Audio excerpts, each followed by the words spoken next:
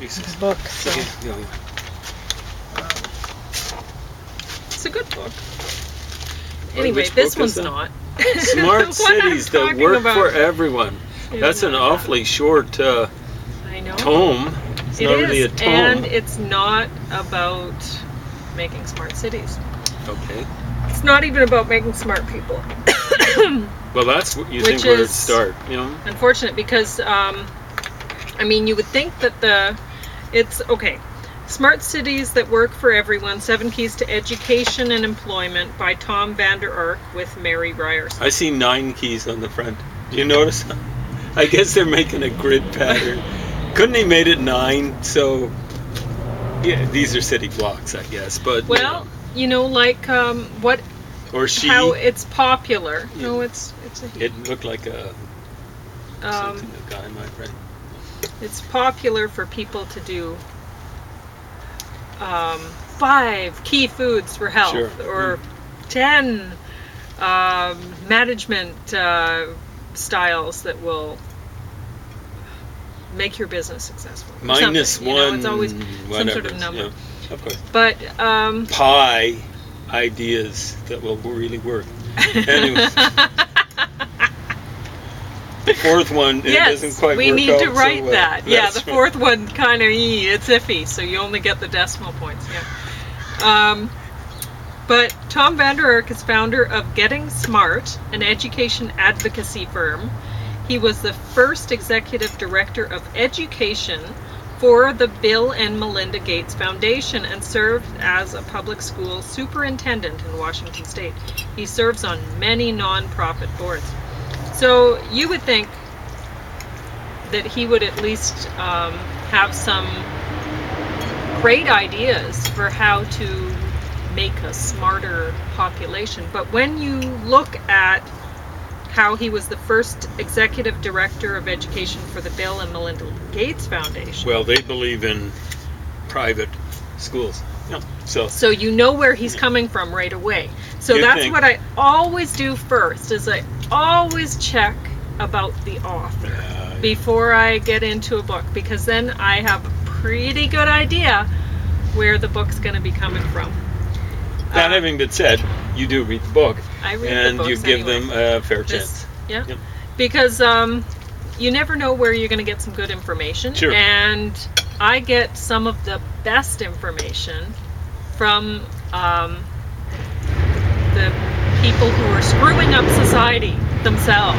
They give it away. Of course. So Sometimes they're proud much of the it, time you they're know? proud of it. Yeah, oh yeah. So you got to read this stuff. Mm-hmm. Yeah. You got to read a lot. I believe in reading a lot and reading widely, Yeah. and that's what pulling stuff. So, I'm going to read my notes about this because it's not very long, and James, why make him read the book? So I'm reading this for his benefit so he can talk about this, because as it turned out, we watched a documentary that kind of was fits that with awful? this book. Jeez. Yeah. Mm. So, page 28. More than 60% of human population will live in cities by 2030. Cities attract poor people with a promise of a better life. That's a quote, said Ed Glazer, Harvard economics professor. Wow. I mean, And is that controversial or what? Yeah, you have to go to Harvard to figure that one yeah, out. but I mean, sure, it attracts it. You see all, when there's the promise of jobs in Alberta, then all of the people from the Maritimes flock to Alberta to get these jobs and fill their pockets and bring that cash home. And a lot of them end up sleeping in sleeping bags Down in the down creek along bottom. the trails. And, Yeah, yeah. you know, because It's been they're going on not since you getting were a kid, right? Yeah. So anyway, and I mean, you see it watching, what was it, Frontera, and what was it called? With the people that were hitching rides on the trains, getting Oh, up. was that?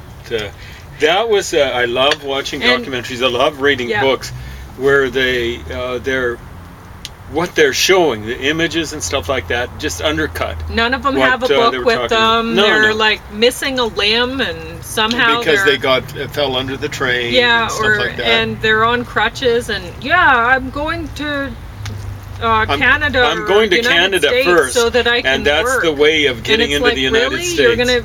This is your. You're going to get a job there and you got no skills? Yeah, Okay. no People who have education. no skills up here don't have jobs. So Yeah. They're sleeping what's- along the how is river that? bottom. they're economic refugees and they just bring their property with them. So Yeah. it's not going to help them out. No. You know, like I got to make clear, the guy who's handling my remission, his name is Cepeda. And I don't want to see anyone Donald Trump him. You know what I'm saying? He's got skills. And where did he come from? Oh, yeah, Mexico. So don't lump me in with the orange vesters or anything like that, right? Okay, so page 31, Social Progress Index 2014 report, economic growth without social progress results in lack of inclusion, discontent, and social unrest. That's another quote. U.S. ranks second on GDP per capita, but is 16th on the social progress list. Poor health outcomes, 70th. Weak access to basic knowledge, 39th. Who made this list? Social progress list. Yeah. You can look We on got to be page careful 31 about if you them. want. Exactly right. We- 70th on the list seems a little low. 35th or something like that might be quite accurate. Weak access to info and communication, 23rd. The U.S. spends more than any other country on health. 40.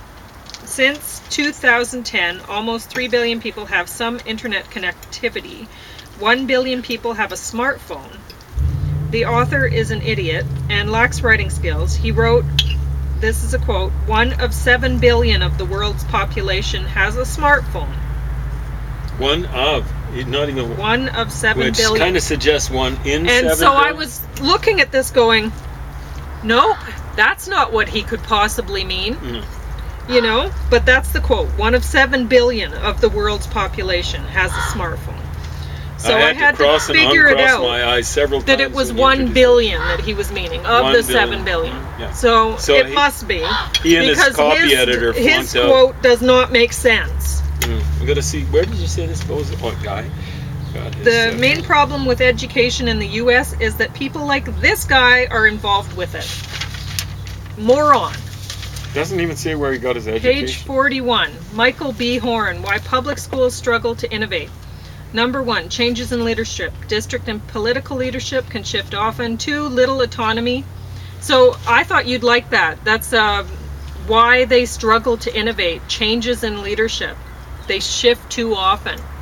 That's what they're saying. That's I brilliant. thought you'd like that Oh, one. yeah. James will That's- comment on that later. Yeah. 2. Little I don't autonomy. have to comment. I mean, that's one of those documentary things where, you know, Yeah. enough said. We don't Yeah. have to say anything. That's 3. crazy. Little non-consumption of schooling. Nearly everyone has access to free schooling options. So that is why they struggle to innovate.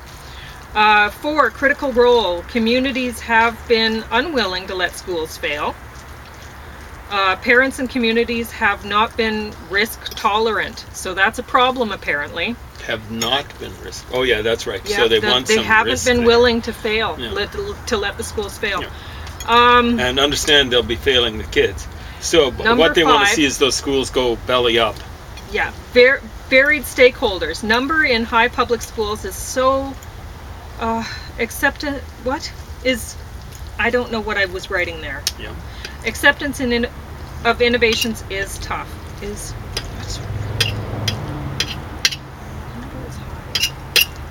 oh, so acceptance of innovations is tough. 42. There are 1. Strong constraints. State laws require several waivers to changes before implementing change. And that's a problem. 2. Weak incentives. Lack of incentives like performance pay and equity means it's harder to attract talent. 3. Little research and development. The U.S. invests 0.2% on research and development, but the top tech companies spend more than 10%. So this guy thinks the government should be acting like a tech company when it comes to education. No, he's saying just they Spending should on get research out and of it development. Well, entirely. exactly. But 43. It's ridiculous how education low that is. 8.5% of GDP, but in 2011 it was 0.3% of U.S. capital markets and 1.2% of venture capital funding. The situation's improving, according to this guy. So if he's saying the situation's improving, what's happening? Venture investment in K-12 education technology totaled $452 million in 2013. 4, low sharing. Teachers are isolated and are individual practitioners. So he wants the teachers to be more in control by people like Bill Gates, right? Yeah, He wants them to work for. So anyway,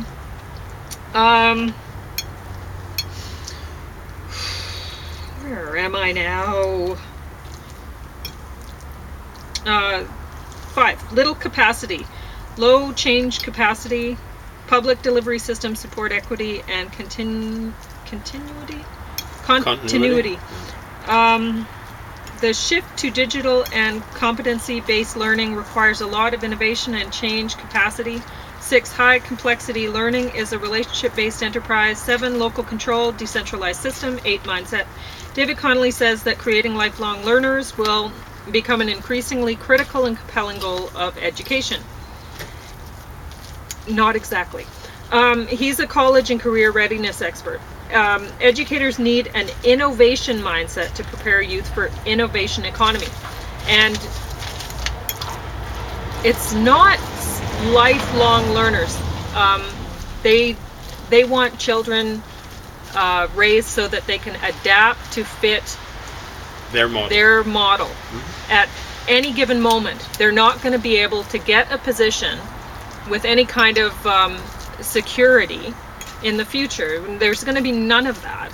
So they need them to be able to shift. So one day you can do this job, one day you can do this job. And just like that. So 45, 7 keys to smart cities. 1, an innovation mindset. 2, sustained and effective leadership. 3, talent development. 4, aligned collective impact strategies. 5, aligning public and private investment. 6, support the development of and adoption of new tools and next generation learning environments. 7, innovation is sustained by advocacy and policy. Now, it's not really aligning public and private investment. It's privatizing public stuff. That's what it's about. So 52, according to ACT, 1/3 of U.S. high school students graduate ready for college. Only 5% of black students are ready for life after high school. 61, Carnegie Corporation's principles to create high demand and high support learning environments. 1, integrates positive youth development and increases what I have there. I'm going to go with student engagement. 2, college and career readiness. 3, improves operations model. 4, deploys collective strengths. 5, manages school operations efficiency and effectiveness, maybe. I abbreviate. So if you are interested in any of this stuff, go to the page numbers.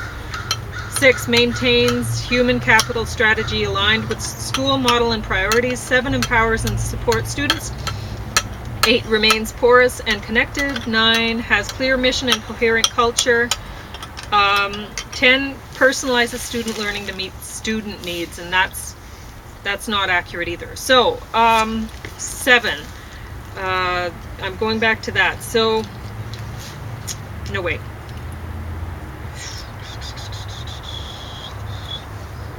Where am I? What am I writing to here? Empowers and supports students. Remains porous and connected. Oh, remains porous and connected to industry. I'm wondering about. It's yeah. Anyway, 65.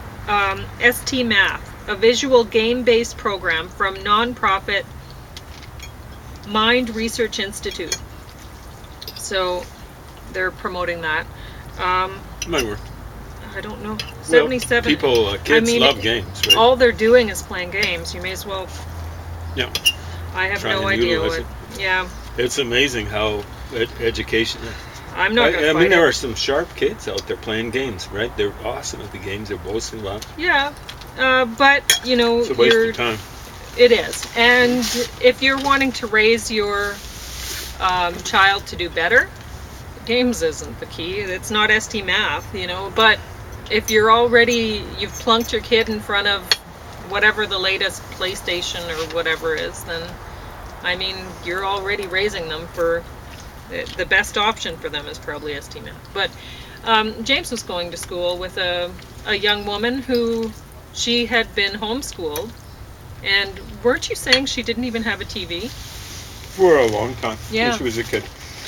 And So she's young enough, and not just technically, to be my granddaughter. Mm-hmm. And oh my heavens, you know, she wouldn't have. She been- went to Harvard. She went to Harvard. Yeah. So Is that her an parents accident? did I don't really think well so. with her. So anyway, 77 project-based learning. 82 Matt Chandler 4.0 schools, user-centric, curious, iterate. Most kids are being prepared for jobs that do not currently exist. Try some new strategies and make many more smaller, faster bets. So that's a quote.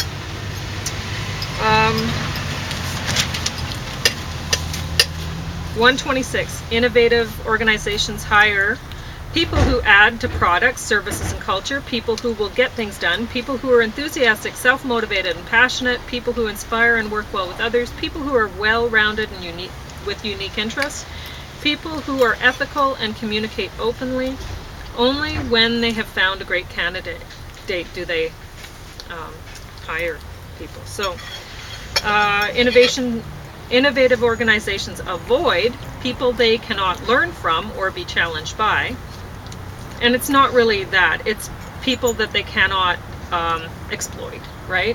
So if you have nothing on the ball and they can't use your ideas to make money, or your labor or whatever to make a profit, they're not going to. Why would they want you, right? Yeah. People who just think about problems, people who just want a job, people who prefer to work alone. And honestly, even though I'm a creative personality type, I'm having, honestly, I would rather work alone. I have worked with other people in the past, and it's fine, but You saying it's bad to work alone? they won't hire you because They're useless. So the thing is if you because I'm constantly coming up with new ideas, and I'm the kind of person people want, because I have so many ideas that they can use, and a lot of my supervisors in the past, they would, Kevin said to you something about that even John, what did he say about me? John needs her, or something like that. something like that. And not that this John would but recognize he it. and he didn't appreciate it, like he was constantly fighting me, because I was getting things done, and I was drawing attention to the fact that my crew was extremely productive. So he had no control over that. So that was actually making him feel like he was not important, because he knew he hadn't had anything to do with my productivity and my crew's productivity. He knew that it was me, Yeah, and the that feeling bothered him. should be So pointed then out was he- accurate. He was unemployed. Yeah, he was. He was a absolutely negative, not a useless. zero. In terms of making the crew productive. And when he started forcing his input, the productivity went down. So he was useless. The next supervisor Can we mention I the had, chips? No, it doesn't matter. Okay. The Because next it's a huge supervisor issue. I had, It is. he recognized how productive I was. I was working alone at that point, so I didn't even have to worry about making up the workload for other people with my own labor. So the next supervisor I had, he recognized how valuable I was, and he said, the reports you write out, I put them directly in he had to write a year summary for presentation or whatever every year, and he put them directly in. to management. He didn't even have to change them. And he told me that. You know, That's he was even very before impressed you got with your me. university education. Well, I was working on it while I was, Yeah. but and he Yeah, that's he right. would, you know, he was constantly praising me. Like he'd say, "You get." I'll just use this one. He was impressed by how much I would get done in a season. That it was just beyond belief. You know, it was he hadn't experienced that with other people, and I know it, you know. But you have somebody like that, you make them permanent, and that's how you repay them. I mean, the praise is nice and everything, but give me security. Security, and you're not even talking money, but security. No. Exactly. Just, I mean, I could still be doing the job I was doing then if I, but Other management issues. but I mismanagement. didn't. Anyway, and I probably should have stayed with that job. But when For I every went back, good manager there was or a different, sub-manager. different mindset, and I was under a different supervisor, and I did not want to be there. Supervisor. Yeah. And So anyway. so for every good management or quasi-management person, there's 5, I'd say, lousy. Not even easily. not even neutral. So- Lousy. People with narrow skills or interests, they don't want those. People with a political, who are political or manipulative, and they tend to avoid hiring just to fill a position. Page 172, 10 tips for forming funding. Oh, I was going to say why I prefer to work alone now. Well, I'm tired of working to promote other people that aren't even qualified to be laborers for me. I've experienced this before, and frankly, I'm not interested in working for buffoons anymore. That They get promoted are over negatives. your head. Right? yeah, so not interested. If they want to look like they're the ones who are in charge of the productivity, well, they can get out there and start breaking their own backs for a change. Yeah. Rather than sitting around just talking about how much work they have to do and not breaking a sweat ever. Sort of like Bill Gates, you know, Yeah. like exploiting the guy who actually developed Yeah. Windows and stuff Sure. like that. So, and I'll get into that in a moment. Or just remember that, because James already brought it up, but I was going to wait. Yeah, 172, 10 tips for forming funding alliances. 1, interest-based conversations are held up front. 2, project viability is assessed up front.